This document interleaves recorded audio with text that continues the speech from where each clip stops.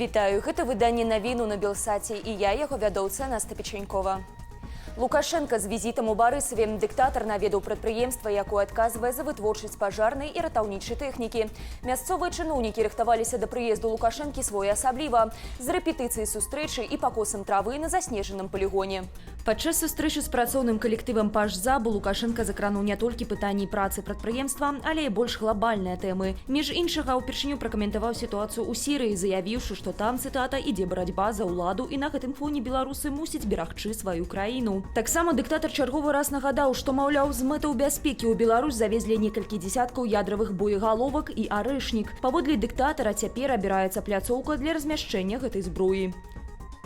У нас десятки 3 таких пляцовак. Вось мы абяром, бо там мінімальная адлегласць да аб'ектаў паражэння мае быць. Размесцім і нацэлім.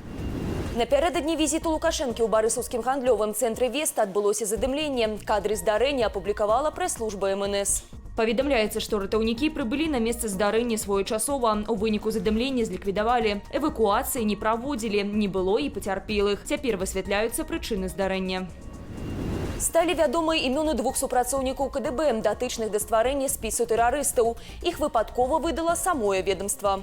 У метазвестках файла, апублікаванага ў тэлеграм-канале КДБ, стваральнікам спісу называюць Алексея Праваторова. Мужчыну 40 гадоў, доўгі час ён працаваў у галіне адукацыі, а ў 2012 годзе перайшоў у камітэт дзяржаўнай бяспекі. Другую асобу, якая пазначаная як аўтар апошняй змены дакументу, завуць Александр Антанович. Ён выхадзец з элітарнага падраздзялення КДБ, якое між іншага сочыць за вайскоўцамі. У тэрарыстычным спісе цяпер больш за 120 асобаў. Сярод іх апаненты Лукашэнкі, палітычныя вязні, журналісты ды іншыя.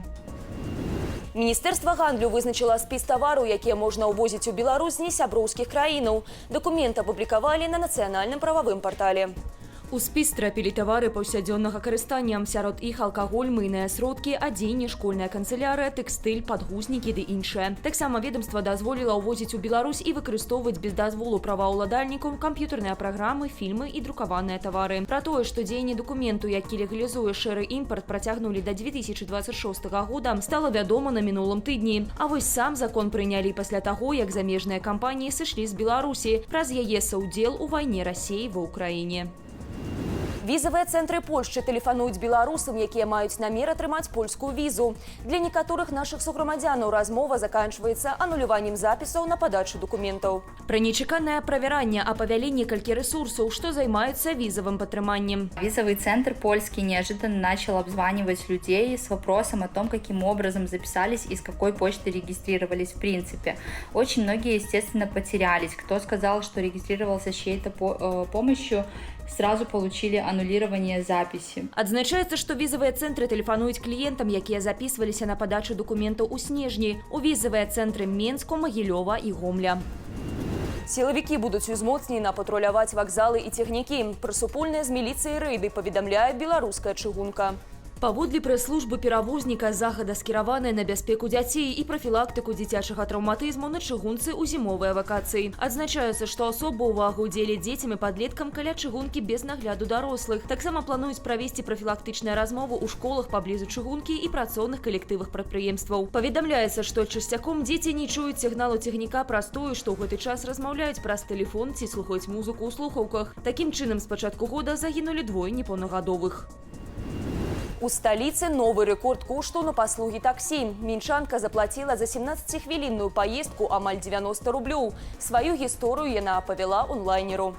Як перадае выданне, жанчына ехала ў дзень 6 снежня са Ждановічу ў цэнтр Менску на вуліцу Карла Маркса. Таксоўку яна злавіла на месцы, бо чакаць праз праграму было доўга. Калі кіроўца ў канцы паездкі агучыў кошт 88 рублёў, мінчанка не стала спрачацца і заплаціла. У яго лічыльнік, чэк, і як потым аказалася, дзесьці віселі расцэнкі небуйным шрыфтам, а там пасадка 25 рублёў. Калі б я гэта ўбачыла адразу, я б толькі пасмяялася і тут жа выйшла б з машыны, але не ўбачыла. Цяпер буду разумнейшая. Кошты на таксі выраслі праз тое, што ўлады забавязалі перавознікаў уступаць у спецыяльны рэестр і выконваць шэраг абавязкаў. З новымі правіламі пагадзіліся далёка не ўсе. Паводле Міністэрства транспарту з 1 лістапада сканфіскавалі 61 машыну, кіроўцы якіх нелегальна перавозілі пасажыраў. Апроч гэтага чыноўнікі пагражаюць заблакаваць сервіс Яндекс.Гоу праз тое, што ён надалей працуе з таксоўцамі, якіх няма ў рэестры. У Мінску сёння пачне працаваць святочная ілюмінацыя. Навагоднія агні будуць гарэць да 14 студзеня.